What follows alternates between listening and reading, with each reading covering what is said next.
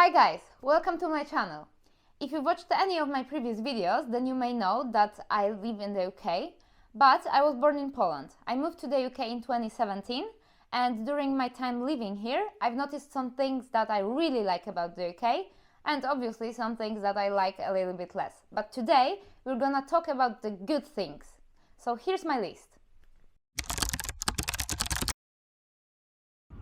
As a dog owner, I really like how dog-friendly the UK is. For example, in the public transport, you don't have to buy a ticket for your dog. Also, the muzzles are not mandatory. There are a lot of parks in the UK, and also you don't have to keep your dog on the leash as long as your dog is really well behaved and non-aggressive and is listening to you.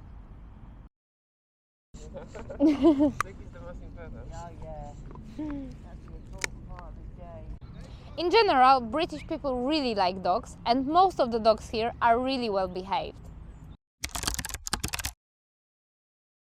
Like everywhere, there are better and worse employers. But on average, you will notice that the work culture here, especially in the office jobs, is more easygoing and informal. In a startup, you can even brainstorm ideas together with the CEO. Going for a lunch with your team, nobody would be able to guess who is the manager because everyone behaves just like good friends. If you like an occasional cider, come to the UK. The UK is the Cider Empire. The amount of great craft ciders that you can get here in virtually every grocery store is mind-blowing. You may be surprised that the proper cider doesn't taste like juice. My personal favorite is Aspal, but I only tried some of the most popular ones, and I can't wait to try more ciders from less-known producers.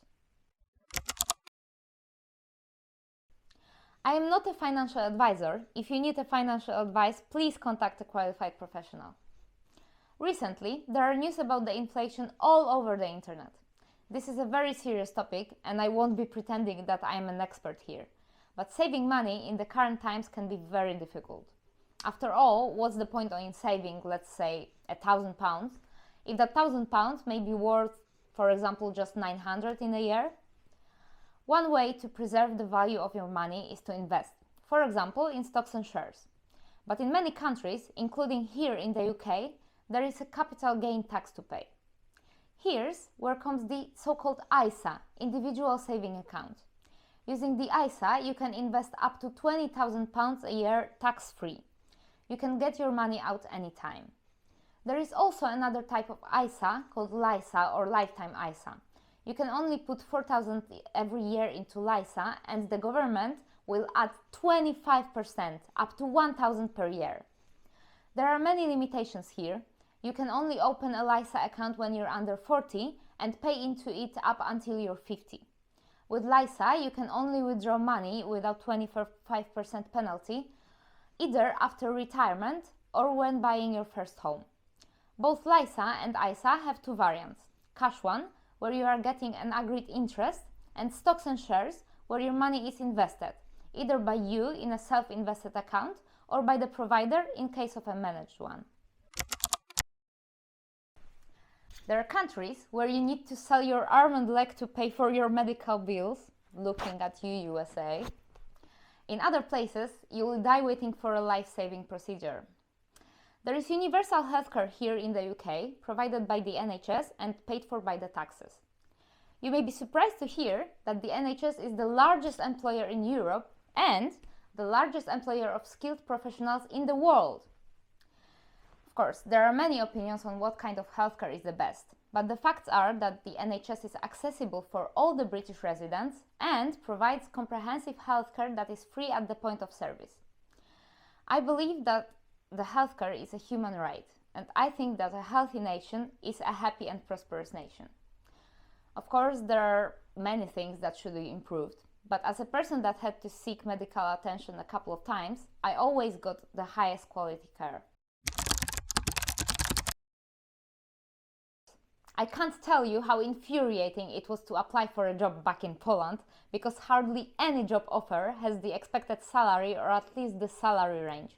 So you need to go through a hassle of calls and interviews just to learn that the job is paying a poverty wage. One of the things I like the most here is that almost every job offer has a salary range, so you can easily filter out the ones that are paying below your expectations. There is a pub behind me, and as much as I really like British pubs, you don't really have to go there to drink, because drinking in public is legal in the UK. So cheers!